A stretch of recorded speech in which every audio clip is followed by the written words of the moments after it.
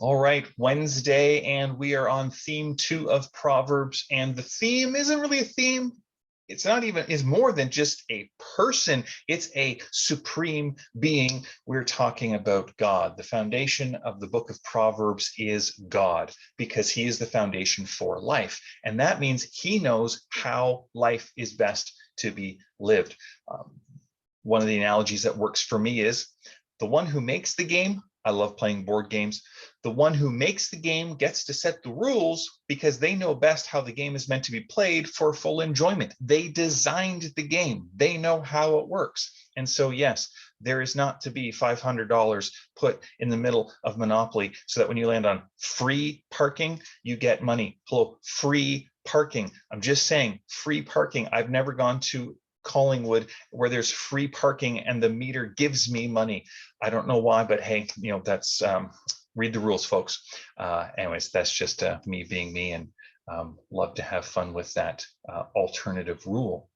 Back to Proverbs. As creator, sovereign, king, and judge, God, that's who God is. And so the prudent, the wise course, Proverbs is encouraging, is to listen carefully to what God says about how life is meant to be lived.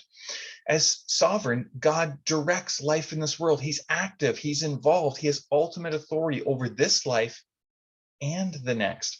Proverbs 19:21. Many are the plans in a person's heart, but it is the Lord's purpose that prevails. Proverbs 20:24. A person's steps are directed by the Lord. How then can anyone understand their own way? There again, it's that we don't even necessarily understand all that's going on inside us or around us. And so listening to God is always best. And we're going to go back a couple of chapters if you're trying to follow along and with me. Proverbs 16:4. The Lord works out everything for his own ends, even the wicked for a day of disaster. Again, God is sovereign, God is creator. This life is about his purposes, not ours. And if there was no other reason a person might have to fear God, using that phrase, fear of the Lord from yesterday, remember, again, that's reverence, respect, and awe. If there's no other reason for a person to have reverence and respect for God, God's authority should be enough. But when we also factor in God's faithful love, his character, mercy, compassion, Exodus 34, verse 6, just that summary passage from the Old Testament where God reveals his character first. If we factor in God's character and God's invitation to enter into covenant relationship with him as his people, that awe just has to grow. Not out of terror, but a desire to reflect God, to reverence him and his way of living well should just naturally over time grow within us, because again, fear of the Lord is not about getting us into the next life.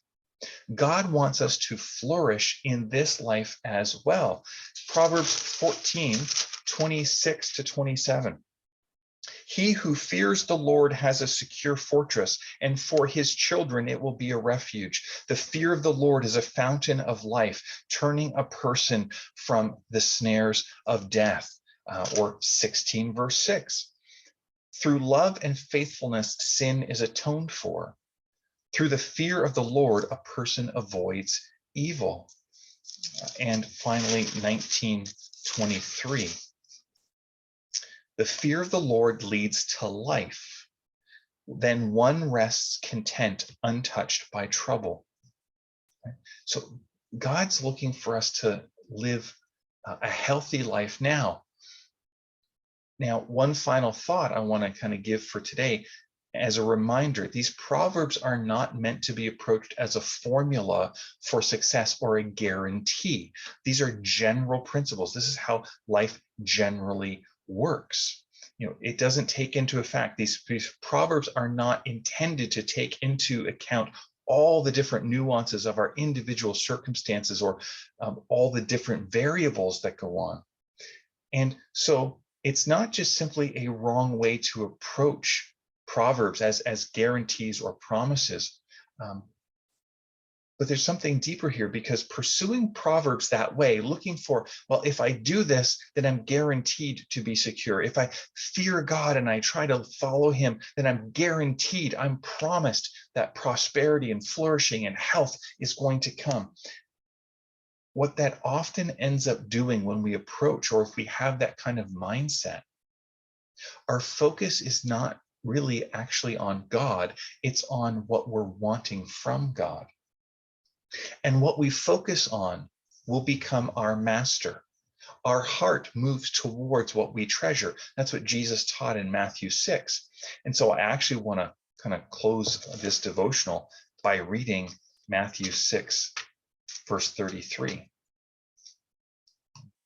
And this is where he said, like, well, chapter 6, 21, where your treasure is, there your heart will be also.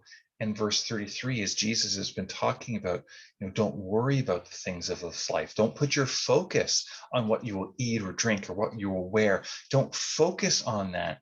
Verse 33, seek first God's kingdom and his righteousness, and all these things will be given to you as well.